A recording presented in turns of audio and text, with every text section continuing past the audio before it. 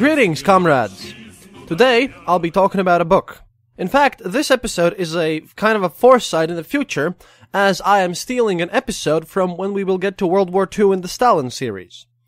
Originally, I thought to put it there, but it turns out that I will have to give this book away by then, so I would like to make an episode about it while I still have it. The book is Tales About the Great Congress. It is published in Riga in 1940, but it was originally written in Russian in late 1939. The publishers are called Youth Article Publishing House. And yeah, you can sense the fun coming already.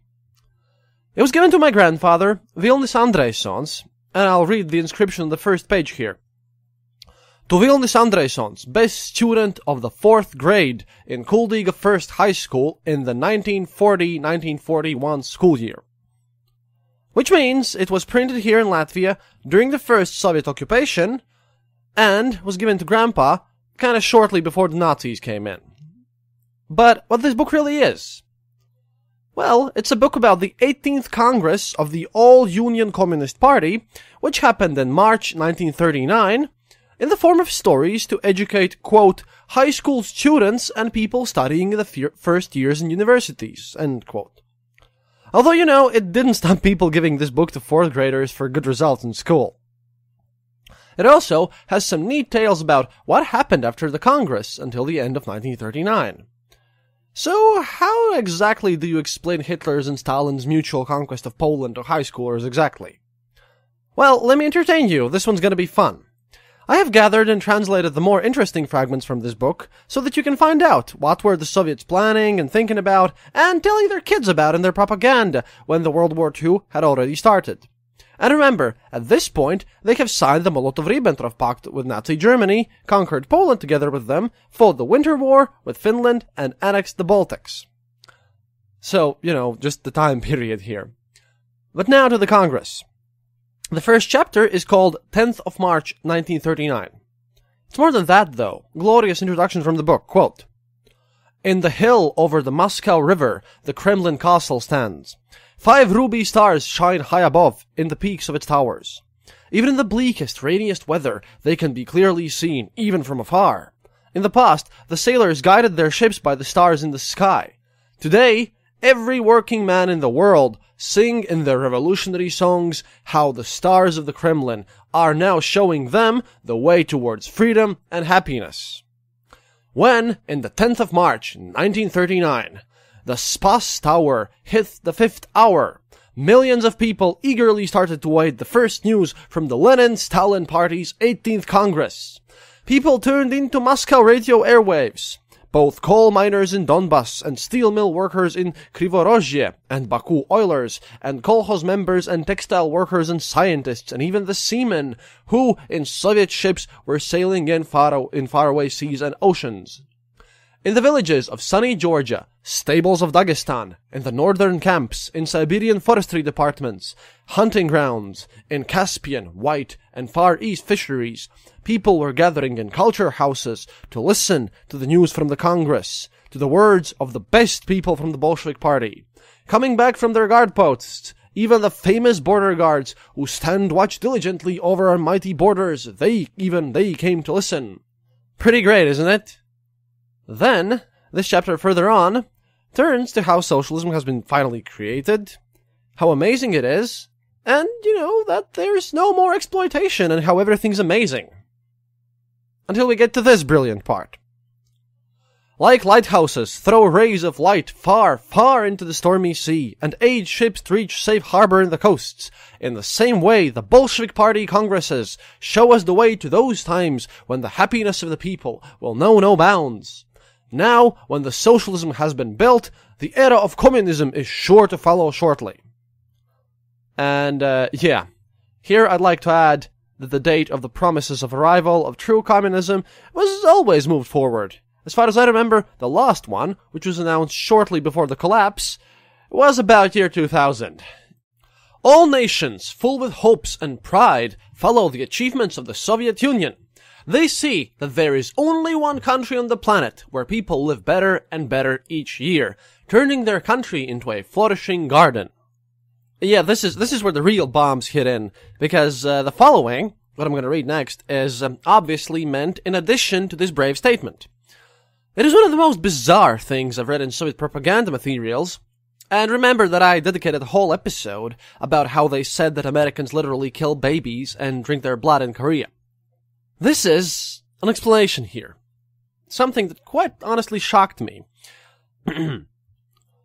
When the Red Army detachments crossed the former panist bourgeoisie Poland borders, liberating the brother and blood relative nations of Western Ukraine and Western Belarus, the Red Army soldiers were greeted with joy and jubilation. And next one just kills me. From dawn until dusk, they were surrounded by happy, cheerful mobs of workers, servants, farmers, and scientists. With tears in their eyes, they told the Red Army soldiers, "We have awaited you, ambassadors from the land of socialism, from the land of plenty. We waited for you for decades. Polish Szlachta oppressed us. They took the rights of work from us. They took the rights to study and speak in our mother tongue. The bourgeoisie pans spread all sorts of lies and fake stories about the Soviet Union. They imprisoned us for listening to Soviet radio stations for many years. But we were not afraid of prison. We braved every danger just to learn something more about the victories of the great socialistic country, about its famous heroes, about Stakhanovцы, great scientists, excellent polar explorers, and talented artists. We believed that the day of happiness will come, when the borders will be destroyed and our Soviet brothers will come and save us, teach us how to live a new, happy life without exploitation from our Polish oppressors. And this long-awaited day of happiness, it finally came in the 17th of September, 1939. Panist bourgeoisie Poland finally stopped existing, and the West Ukrainian and West Belarus nations finally were united in perpetuity with the nations of the Soviet Union. And now, together with us, the Soviets, they will fight for the final victory of communism. Yeah. This is how the Soviets in their propaganda tried to explain how they can liberate everyone and everything. And it's kind of weird starting, because, the Polish tragedy has always been at the center of World War II, and at this point, they're basically explaining why would they conquer and take things away from other governments. Further on, there's about how the Soviet people are obviously the best at everything that they do forever, and how they're very excited when, quote, all of the land happily received the news about the 18th Party Congress. Because, of course, with the first speech in the Congress, there was Comrade Stalin speaking. But every word of Stalin, like a projector, lights the path to communism. Everything that seems complex and hard becomes simple and easy to understand. End quote. After some euphoria about how everyone's super thankful about the speech of Stalin, though, which we'll get to that later, the book continues about the reports of the successes of the working people, about how everyone has completed and even overdone their plans. Some moments from this raise interest, however, even though it's, for the most part, the usual totally fake numbers and weirdness, but some things are really crazy. First off, quote, the train machinists report about trains that have been filled up with cargo and launched on their way faster than was planned. End quote. So, okay, what does this mean? Either there is no train timetables, which are important because, train tracks, and that these guys are just, participating in the massive chaos because, obviously you can't really launch trains faster than you should. Or if there is a timetable on how the train should move, all this system, then these guys are intentionally trying to sabotage it by not being precise. But, even this pales in comparison with the strangest completion of a plan ever. Dear listeners, let me present to you the Stakhanovets, a member of the Red Navy, one Plaksun. Quote, on the far east borders, in the competition named after the 18th Congress, the participant, a member of the Red Navy, every day overdid his plan by 360 to 400%. Soldiers and commanders competed among themselves about the rights to be on the Stalinist guard in the days of this historical Congress. End quote. Okay, I can understand how we can overachieve in, say, producing bicycles or working in some factory or whatever. And even though that is stupid, because producing stuff that nobody needs is just a waste of material, but here I simply cannot even comprehend the way on how one can just overdo plans in the Navy. I mean, think about this. This guy was a conscripted ensign in the Red Navy.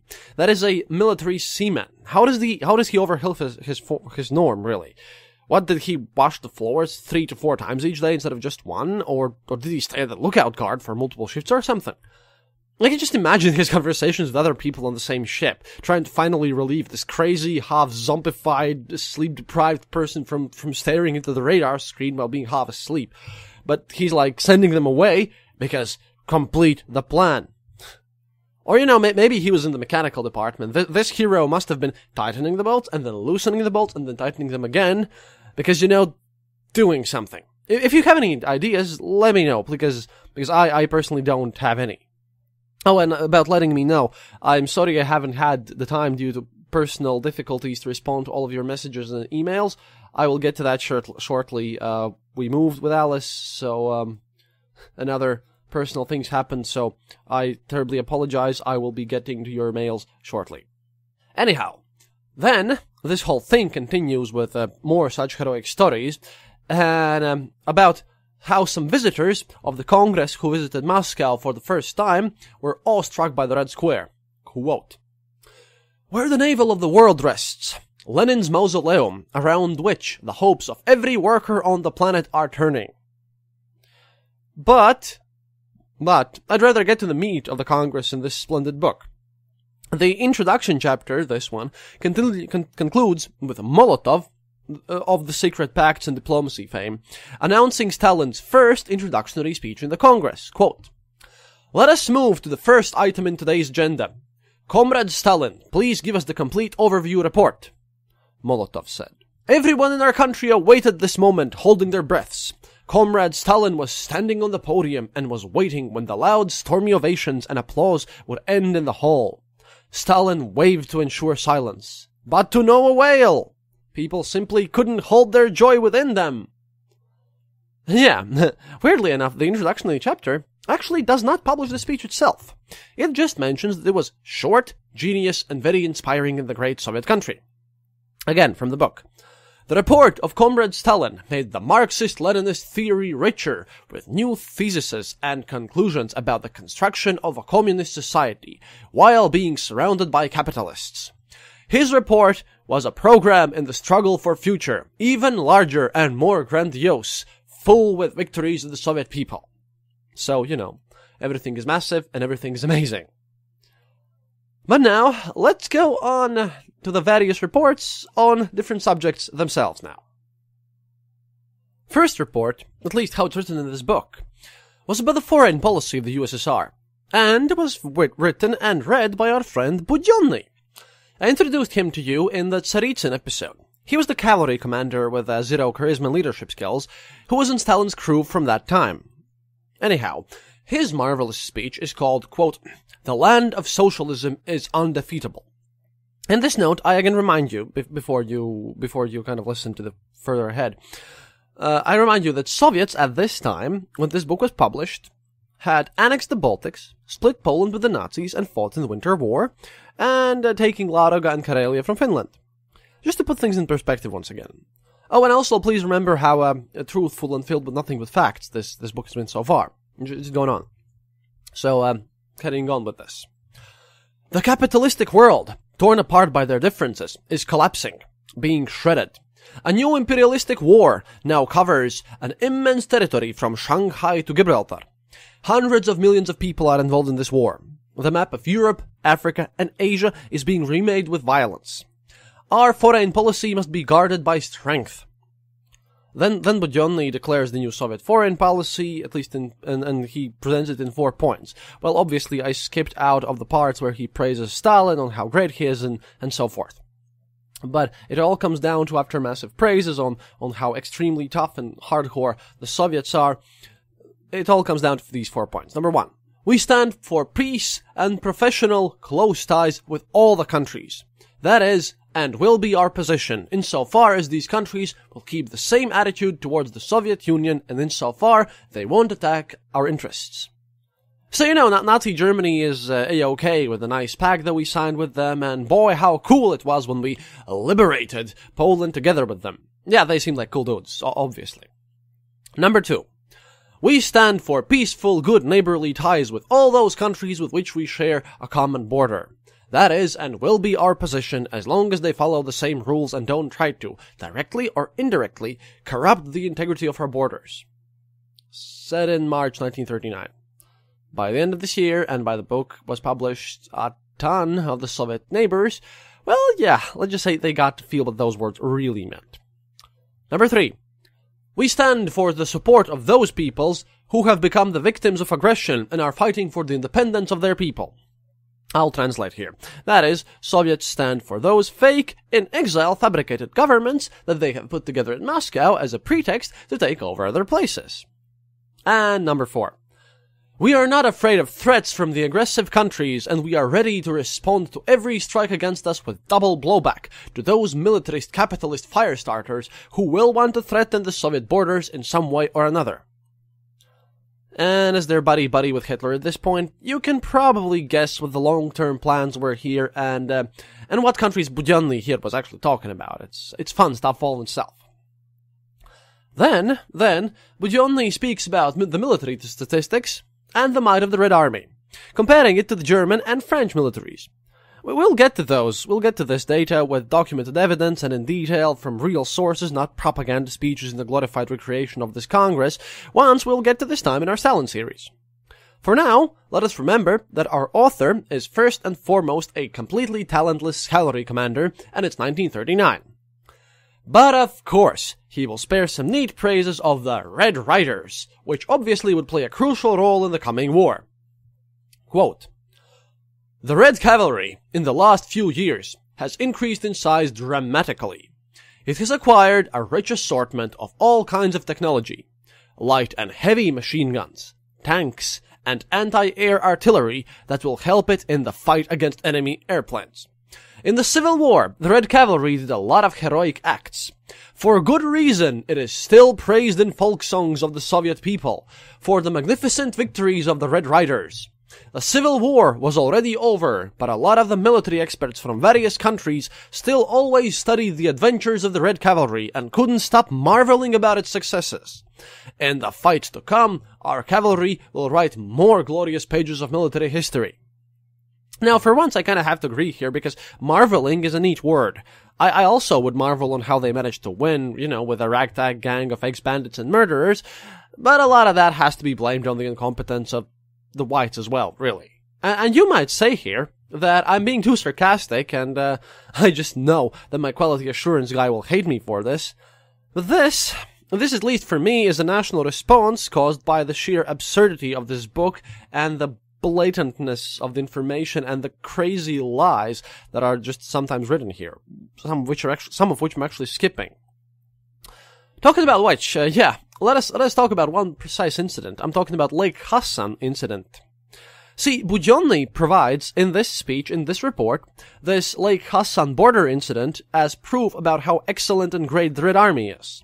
And later on in the army, when they will get some other military veterans, which I won't bother you with, but they participate in this Congress, they'll be used as an example. 'Cause at this point, the Soviets use this Lake Hassan incident, because they can't really use the Winter War or the Poland campaign, they use this Lake Hassan incident as kind of their main driving force of their military glory and their great successes. Kind of like in modern day, Putin uses how he won in World War II, even though Putin's government had nothing to do with it. But yeah, about this Lake Hassan incident, here's what Budyonny writes from the book. Quote, "In the Congress, the participants of the Lake Hassan battle also spoke.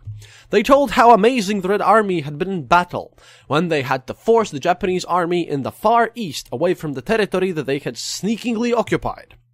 The heroic companies of the Red Army did that fast and excellently. They were driven from this honor from the Soviet land, and they suffered such great losses that they didn't even know how to justify themselves. Japanese militarists tried to weakly explain to their rulers their immense losses with flood, but that affected our army too. So, the Japanese militarists finally got to feel the strength and the might of the Red Army on their own skins. Comrades, our army is truly undefeatable.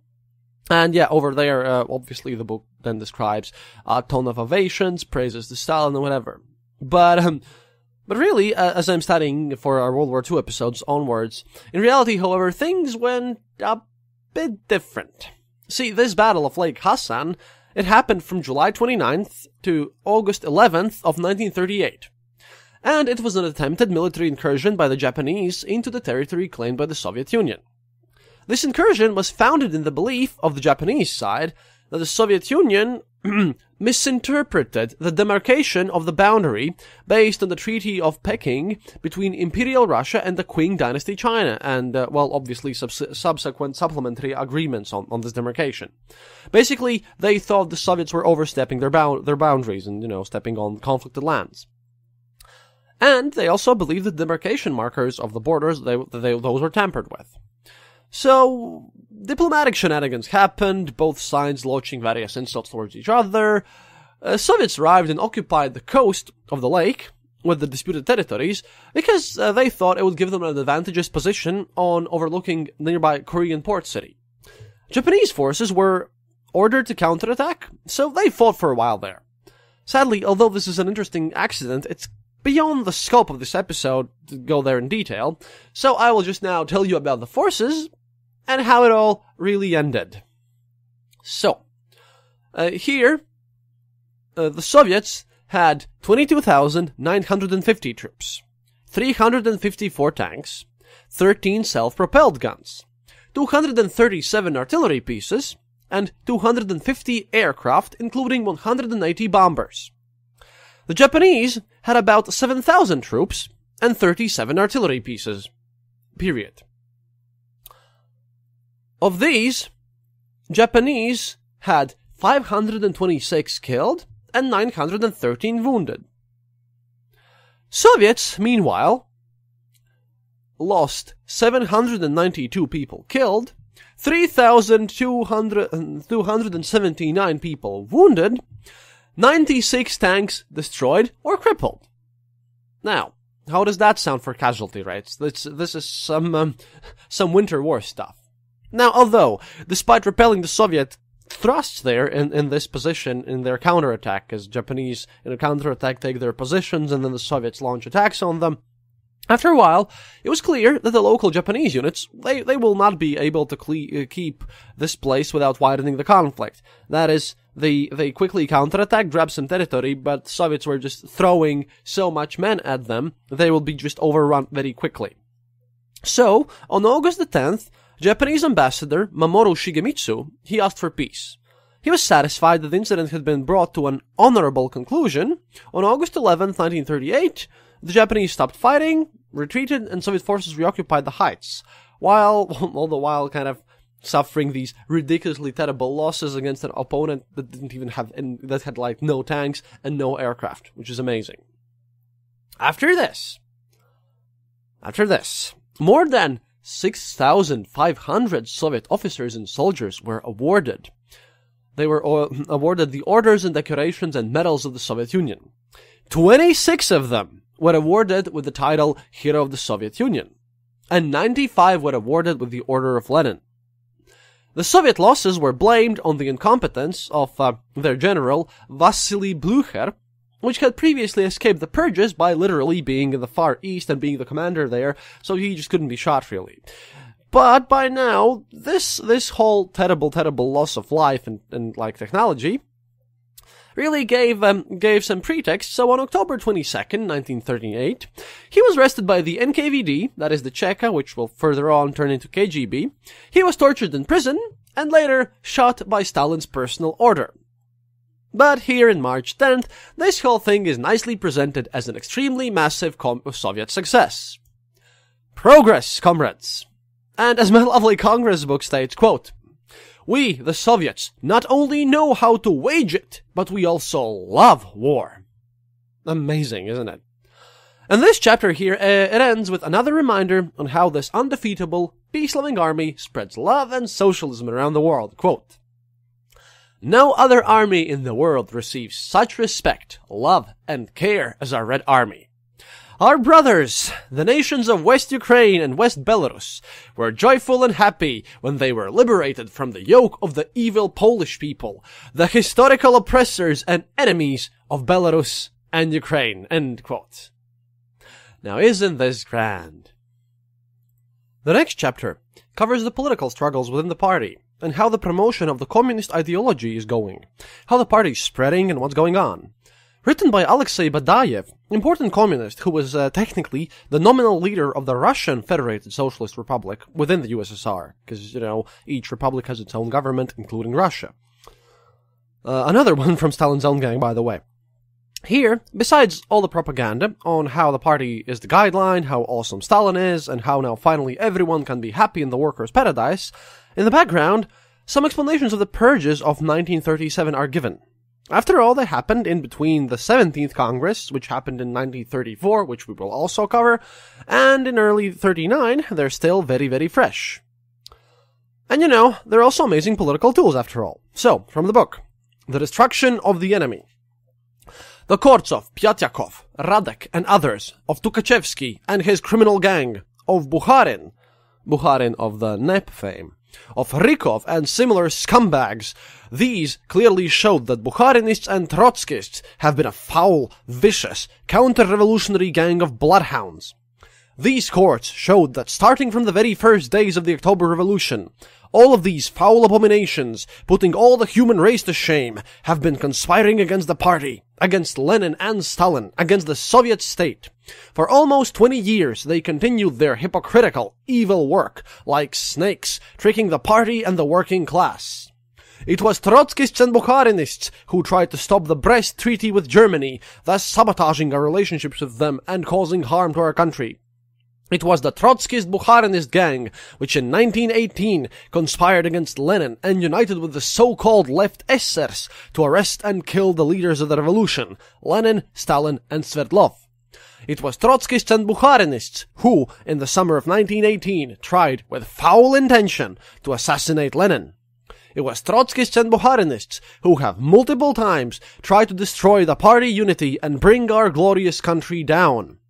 In the time when the party and the people fought for the Stalinist 5-year plans, the Trotskyist-Bukharinist abominations were committing treasonous sabotage, explosions, and diversions. And here's the kicker. And they did it all for their true hidden masters, the secret service agencies of the Western bourgeoisie capitalist countries. End quote. See? Obviously these guys were literally the devil. Sadly, many people in this Congress didn't know that they too will become the devil later on, and that there are many ice picks and bullets in both the great Soviet motherland and in the minds of Stalin. Then, after this nice explanation on why shooting people is awesome, Comrade Stalin talks about how the socialist state should look like, and how it should work with the party. State, as an institution, said Stalin, was founded when the society split apart in warring classes, so that the majority could be exploited by the interests of the ruling minority. The power of the state is mostly expressed in the army, penal organs, spying, and prisons. Yeah, it makes perfect sense, actually, Stalin's talking about this after all.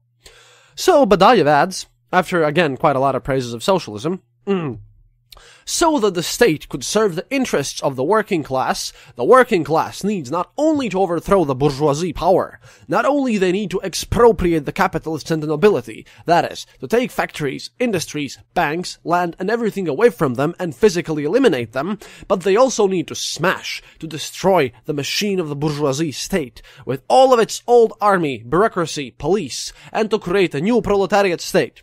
And that's what the Bolsheviks did. They built a farmer and worker country, the most powerful, the most free, the most democratic country in the world. Woohoo! Glorious, glorious. Yeah, it's just, I can't really hold myself out of this joy from this whole Congress thing, especially since it was given in 1940 to my grandpa after a lot of his family had been shot or deported or whatever. So it's a very, very sarcastic type of fun. Anyhow. This chapter ends with some, again, really, really great praise of Stalin, because, you know, if you don't do that, you're on the short list, as Stalin clearly knows best about everything and everyone. Quote, "The strength of our party is the fact that it's being led by Lenin's best student and comrade in arms, the continuator of his great work, Comrade Stalin. Stalin, he is the Lenin of today." I just love this one. "Stalin is both the heart and brain of our party. Stalin inspires millions of communists to struggle and guides our country to communism with a firm hand. Stalin guarded the Marxist-Leninist science from all the opponents it had, developed it, and moved it forward. Stalin has multiplied the riches of the Marxist-Leninist science with new theses and conclusions, with new experiences of the proletariat class struggle. With thoughts of Stalin, our people perform their great achievements. With the word of Stalin on their lips, our brothers in foreign lands go to the barricades to fight the bourgeoisie oppressors. Every working man in every country loves Stalin with passion and with endless fervor. Everyone sees their leader and friend, their teacher and father in Stalin. The great and famous Marx, Engels, Lenin, Stalin flag, the flag of communism, will triumph all over the world." End quote.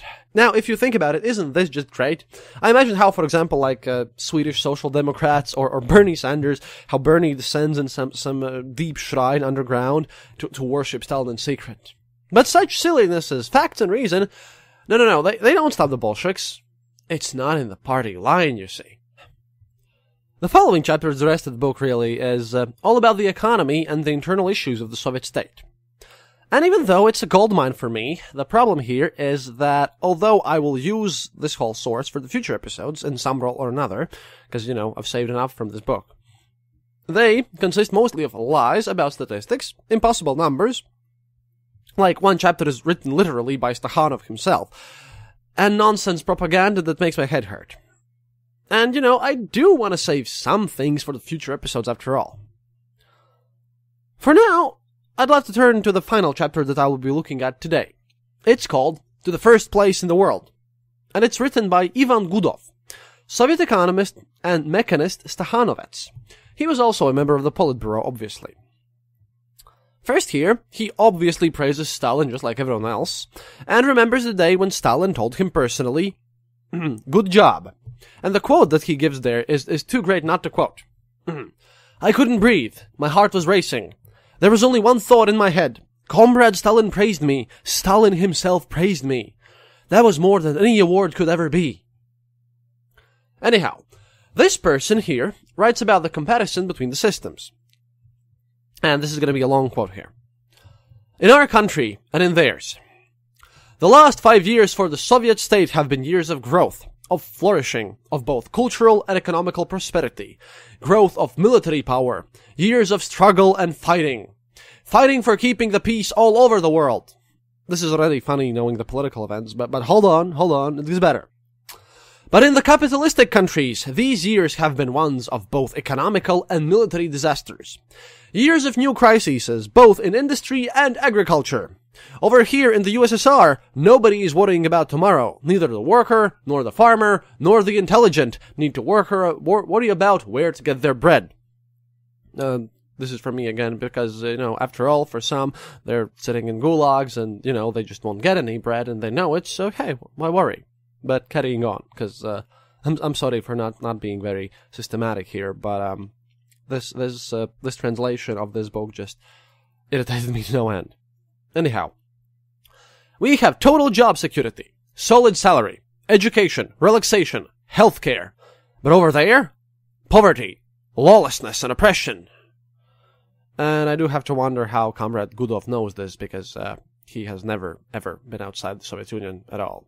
And the only information he has got is from the official newspapers, like Pravda, which is kind of crazy here, but fine. "The amount of unemployed in the capitalistic countries has reached 18 million. Those people and their families are starving, but those who are working don't have it any better. The workday is 14 to 15 hours long. It's 1939 we're talking about again. I highly doubt that in the United States or in the UK or like France or whatever, that anyone still works 14 to 15 hours. But nonetheless. In Japan, it's 16 hours, but the wages they make only provide for a meager and miserable subsistence existence. In the United States of America, which are called, by the way, United States of North America in this book, for some reason, they never say USA, they say United States of North America, but whatever. So, in the United States of America, currently there can be found a strange type of a so-called nomad. Those are bankrupt farmers who, with their families and everything that they own, wander from one town to another, looking for work. But their effort is in vain, as there are starving people in literally every town. Such nomads in the United States are more than 2 million people. But not only farmers are starving, there are multiple millions of workers and servants being such nomads, because they're left out of work. But completely different view is painted in our country, where socialism has finally won. Yeah, the United States is kind of not known for forced labor and gulags, so hey. Carrying on again. Comrade Stalin has clearly shown us how in the conflict between the capitalistic and socialistic systems, the capitalism will always lose. Once backwards uncultured Russia, which was weak under the Tsarist government weight, under the yoke of the nobles, capitalists, clergy, and kulaks, now has thrown away the centuries of backwardness and has moved on to be among the world leaders in everything. Now isn't that great? However, after this pathos, Comrade Gudov here needs to talk about some hard data and facts, and those are not very pleasing. But when has that ever stopped a good Bolshevik? He talks about the historical mission, about how the Soviet growth in the years since 1913 has far exceeded the capitalist growth. So he wonders why the Soviets are still backwards economically when you take it per capita. And 1913 is picked here because these guys in the Congress claim that Soviet economy has increased over the old Tsarist economy, and here's a thingy, by at least 500%, and they've picked 1913 because, according to these Soviet people, 1913 was the greatest year, pre-war year, of the capitalist systems on planet Earth. And they claim that the Soviet economy has grown by 500%. While the capitalists have only managed about 20 to 30% growth, and they're still kind of confused about, well, why are capitalists still in front of Soviet Union in literally everything? So, quote, in 1938, we produced around 15 million tons of steel. The United Kingdom, at the time, about 7 million tons. Looks pretty great, but if you turn these numbers into per capita, then you can see that in the UK, it's 145 kilograms of steel per person, while over here only 87 kilograms. And then he provides a myriad of other examples like these. Not very flattering, even if the numbers are true, but without there being any more or less reasonable way of this person acquiring legitimate data, except the Soviet Statistics Office, or, someone just handling him these papers and telling him that this is how it is. Yeah. They can also seriously be doubted, I think. Anyhow, so what is the explanation? Well, obviously, evil capitalists, of course. Quote, we know that there are millions of unemployed, of poor people who are now living off a life of subsistence and misery, who are now basically slaves to the capitalists. All the riches there belong to a bourgeoisie capitalists, industrialists, and bankers. Only a small part of them live a life of luxury, while the large masses, over 90%, live in destitute poverty. But over here, we don't have exploitation or waste. Everyone is working for themselves, for their own socialistic motherland.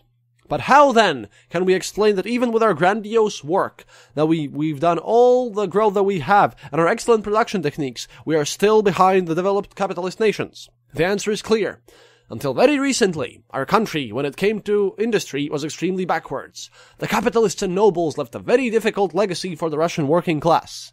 As Lenin had said, that in Russia, capitalists and nobles sentenced 5/6 of the Russian people to poverty, but all the land in general to cold and rot. So, yeah, he blames the capitalists again for everything, and he just kind of presumes that everything's quite cool now. And that kind of conflicts with the statements before, because, hey, those guys are producing way less, and yet everyone lives way better. That doesn't really work together. This is as much as I can force myself to do from pure undilated Soviet propaganda. And just remember this episode. It'll become useful later on when we finally get to World War II. And this is propaganda in its purest form. And it's amazing. It is amazing because literally every speech and every page here is just full of praises of Stalin, praises of greatness, and this humongous personality cult. I mean, this is what they do. They don't care about facts. They lie as much as humanly possible, because the more grandiose the lie, the better it sounds, and the better they can make it work. And the fact that it was given, like, to a 4th grader here in Latvia after this book was published, it also says something, doesn't it? I mean, this is how the whole propaganda system goes on. And I'll leave you with these weird, interesting thoughts about how the Soviets try to propagate their own country and their own culture amongst their own people, and those whom they have conquered, who can now read about how peaceful the Soviet Union was in 1939, and in 1940, this book is reprinted in Latvian and given to us after we were annexed. Anyhow, I hope you enjoyed this episode, and we shall return to this book, because like I said, I've saved up a large part of it. До свидания, товарищ. Thank you for listening to The Eastern Border. If you have any comments or specific details you'd like to know, you're welcome to leave it in the comment section on our site, theeasternborder.lv, and we'll rummage even to the western border to find you an answer. Like this podcast, subscribe to us on iTunes, Stitcher, or on our RSS feed. Happiness is mandatory. Good reviews and donations feed the farmers of our kolkhos in the great motherland. The Eastern Border salutes you.